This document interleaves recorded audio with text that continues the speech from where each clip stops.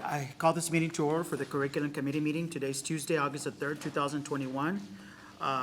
It is exactly 7:08. Agenda items 2.1, review discussion of the elementary grading policy for the 2021-2022 school year. Thank you, Mr. Medrano. I'm going to call up Mrs. Cornett, who will review just a few changes from last year.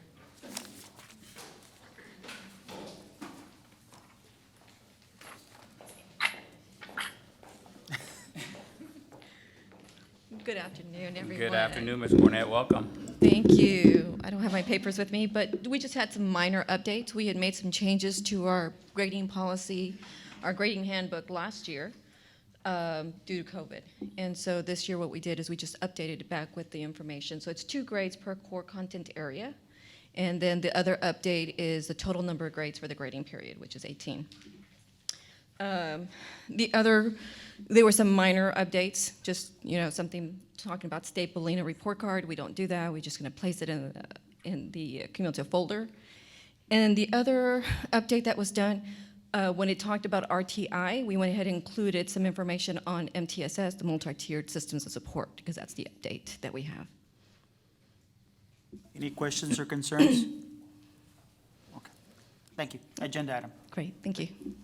Item number 2.2, review and discussion of the secondary grading policy for the 2021-22 school year. Hi, good afternoon, or good evening. Secondary is the same situation. Made some minor typo corrections. We did not make many changes. My approach was that we're not sure where this new variant is going, and I want to afford the campuses to have enough flexibility to address that.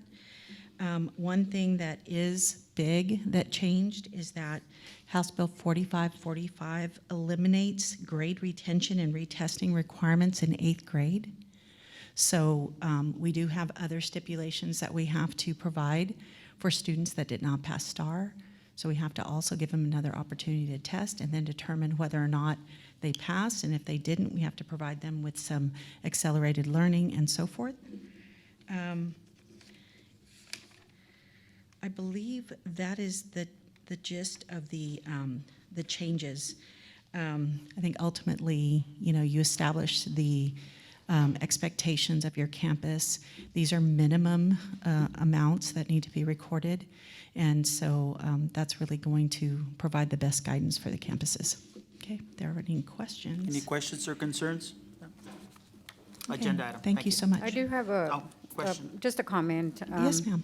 I know that we want to be flexible, but at the same time, we have to have high expectations as well Of from course.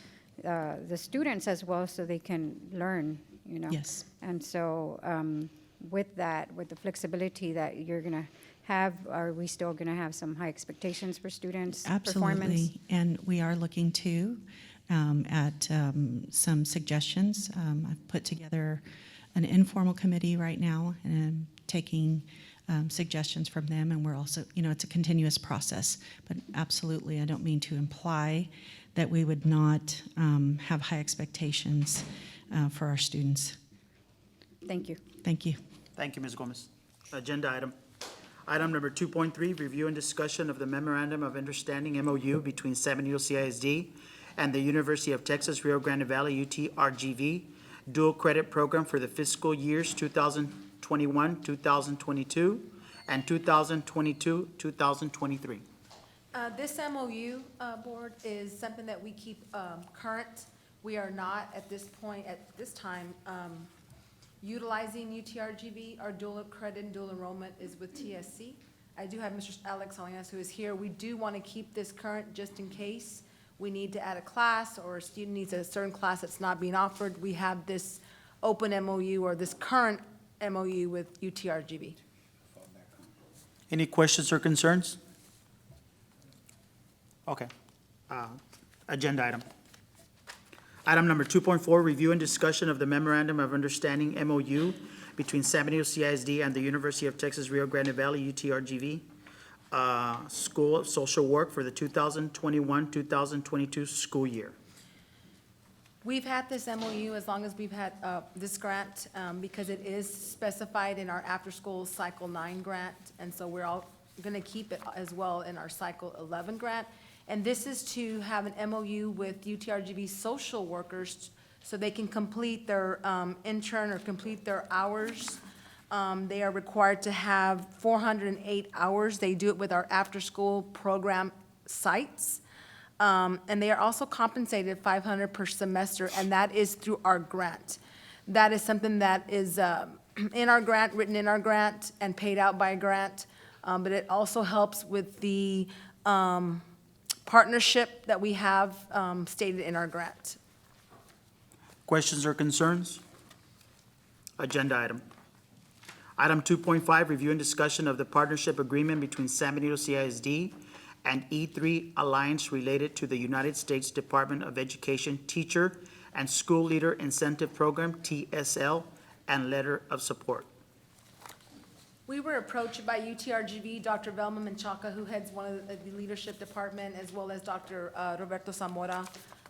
We were approached, Dr. Carmen and myself, to consider joining in a grant with them, along with a few other Region 1 school districts, looking at empowering and growing our own teachers and some mastery teachers, as well as leadership programs. So we're hoping it's no charge to us at all. We do need a letter of support from the board. We think this will be really great, as we already have our Gold Academy in place, which is growing our current deans, APs, and teachers in our leadership programs into, growing them into our director, principal positions. But this is also working with teachers at their content area, growing them in those areas, as well as in our leadership positions. We were highlighted in that meeting for doing some of the things that we're already doing. So I think this will be a really great opportunity for San Benito. Questions or concerns? Agenda item. Item number 2.6, review and discussion of the purchase of Euphoria Premium Suite Edition district-wide for the 2021-2022 school year. I'm going to call Mrs. Sandoval to explain exactly all the parts of Euphoria. Mrs. Sandoval has a handout as well. Ms. Sandoval?